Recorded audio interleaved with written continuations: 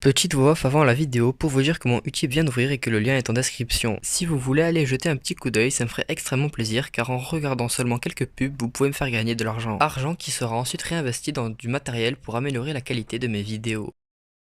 Apparu au chapitre 1, le haki fut utilisé à de nombreuses reprises durant l'aventure. Marshall D. Teach sur Jaya, Ener sur Skypiea et même Rayleigh sur l'archipel des Sabondi. Réellement introduit par Rayleigh au chapitre 503, le haki recèle toujours des mystères.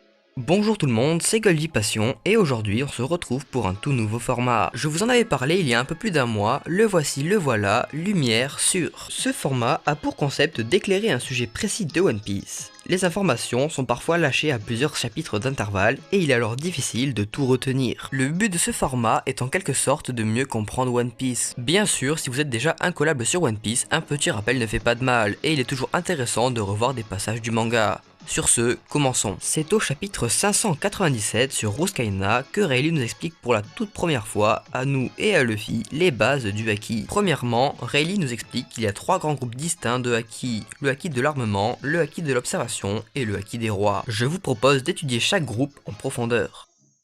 Le haki de l'armement.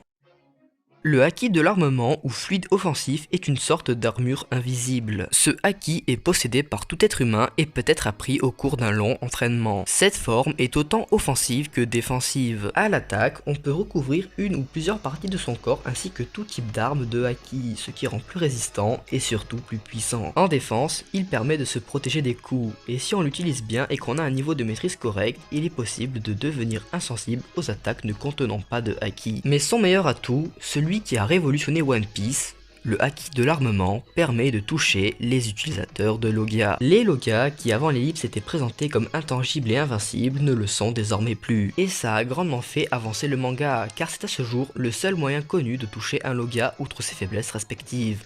Eau de mer, granit marin, eau pour un Logia du sable, caoutchouc pour un Logia de la foudre, etc. etc. Le haki de l'observation.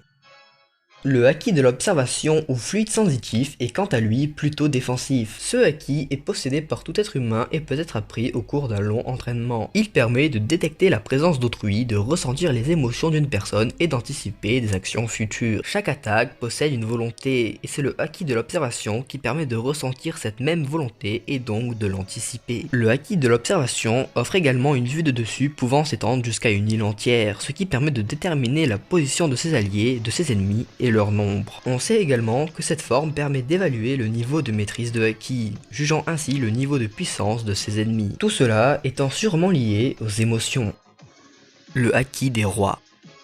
Alors que les deux autres sont communs, lui ne l'est pas. Seule une personne sur 1 million le possède, et ce, à la naissance. Ce haki ne peut être ni enseigné ni appris, il est inné. Ceux qui le possèdent ont l'étoffe d'un roi, il permet d'intimider et de faire s'évanouir les esprits faibles. C'est une sorte de projection de son aura, qui en fonction de la volonté de l'utilisateur est plus ou moins puissante. D'après ce que nous savons sur lui, il est le moins efficace des trois en combat 1 contre 1, mais il est probable qu'il cache encore quelque chose. De ces trois types, certains développent plus de facilité que d'autres à maîtriser un type de haki. Luffy maîtrise plus facilement le haki des rois, Zoro le haki de l'armement et Sanji le haki de l'observation. Les exemples sont nombreux, alors nous n'allons pas nous attarder sur le sujet. Pour maîtriser le haki, laissez-moi vous expliquer, c'est tout simple, ou plutôt non, ce n'est pas simple. Cela demande un long entraînement spécialisé et une détermination sans faille. Ce n'est pas parce que l'on échoue qu'il faut perdre espoir, non. Mais maîtriser le haki demande également une certaine expérience et maturité du combat. Nous avons récemment vu avec Katakuri et Yogoro que le haki avait différents stades de maîtrise. Le stade basique, celui que je viens de vous présenter, et le stade avancé, celui que je vais vous présenter. Pour atteindre ce stade avancé, il faut bien sûr s'entraîner, mais aussi être poussé dans ce dernier retranchement face à l'adversaire. En atteignant ce stade avancé, on acquiert de nouvelles capacités, alors laissez-moi vous les présenter. Attention, cette partie contient du spoil, si vous n'êtes pas à jour dans les scans, rendez-vous au timecode indiqué. Le stade avancé du haki de l'armement. Grâce à Yogoro le Fleuri, nous avons appris que le haki de l'armement pouvait dans son stade avancé permettre de projeter hors de son corps et de ses armes son haki et ainsi faire imposer l'ennemi depuis l'intérieur. Et cela a été prouvé par les actions de Yogoro et Luffy, mais surtout pendant le combat qui opposa Goldie Roger à Barbe Blanche. Le stade avancé du haki de l'observation.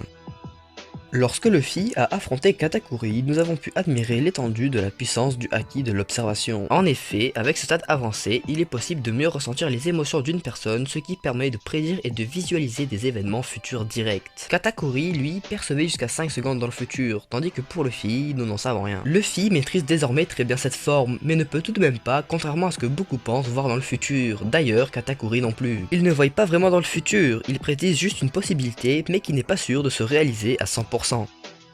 Le stade avancé du haki des rois.